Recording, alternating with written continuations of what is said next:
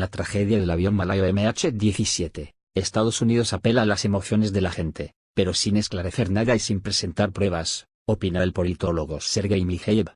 En una entrevista con RT, el politólogo sostiene que Estados Unidos se aprovecha de la tragedia con el Boeing malayo, que cayó en el este de Ucrania, para promover sus intereses e imponer más sanciones contra Rusia, apelando, al igual que tras el 11S, a las emociones de la gente sin aclarar nada y sin presentar pruebas creíbles. Es el mismo modelo que los estadounidenses practicaron con las Torres Gemelas cuando éstas cayeron. No estoy diciendo que fuera una provocación, no lo digo, me refiero a cómo se utilizó. Los estadounidenses propagaron la historia al 100% y luego ya no hacía falta demostrar nada más, dijo Mijayev, subrayando que apelando más a las emociones de la gente Estados Unidos justifica ante sus ciudadanos la adopción de medidas más severas.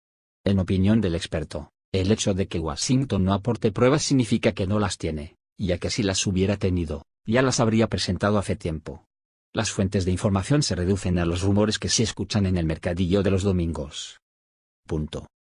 Las redes sociales son como los mercadillos, o incluso peor, son las paredes en las que la gente escribe palabrotas que luego se toman por verdaderas. Es igual que si alguien pone Juan es tonto. Apelar a las redes sociales es lo mismo que salir a la tribuna y decir, creemos que Juan es tonto porque lo pone en la pared, dijo Mijayev. ¿Quién se beneficia de la tragedia del MH17? La caída del Boeing permitió, en primer lugar, comenzar una campaña de información masiva para presionar a Rusia y, en segundo lugar, lograr cierto cambio en el transcurso de las operaciones militares, comentó Mijayev. El politólogo compartió su opinión de que la caída del Boeing no fue una casualidad y que fue una provocación planeada de antemano.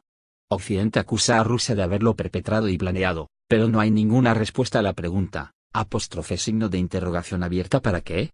Mientras tanto, Estados Unidos y sus aliados de Kiev, obviamente, sacan dividendos a montones, dijo. Europa, un rehén de la política de Estados Unidos. Mijayev subraya que Estados Unidos trata de sacar todos los conflictos muy lejos de su hábitat. Europa se ha convertido en rehén de la política estadounidense y de aquellos estados de Europa del Este que son los aliados más próximos de Washington.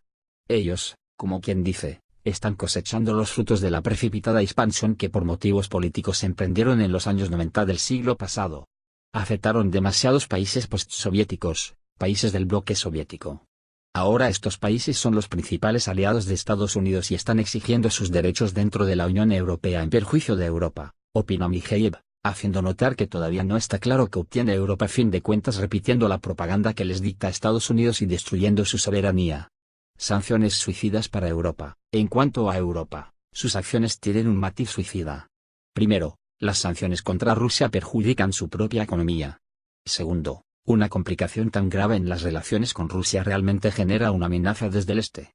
Al fin y al cabo, el bloque soviético se desintegró dejando a la Europa en una situación única sin amenaza desde el este, dijo el politólogo mencionando que los europeos no están preparados para dar ese paso brutal. Lo más seguro es que busquen medidas que, por una parte, sirvan como sanciones estrictas e incluso castiguen en cierta medida a Rusia y, por otra, dejar intacto aquello que provee a sus productores de energía con gas relativamente barato. Marionetas de Estados Unidos. Estados Unidos, según Mijayev, tiene muchas marionetas como el presidente ucraniano Piotr Poroshenko.